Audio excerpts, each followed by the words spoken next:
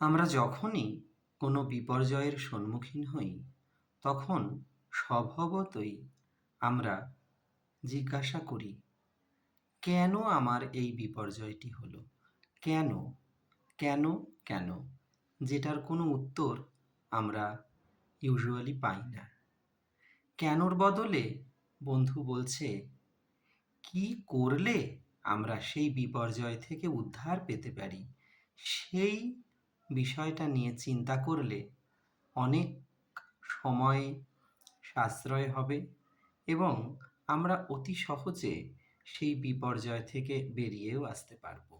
উপস্থিত বুদ্ধি এবং মনকে স্থির করলে খুব সহজেই আমরা আমাদের যেকোনো ধরনের বিপর্যয় থেকে বেরিয়ে আসতে সক্ষম হই।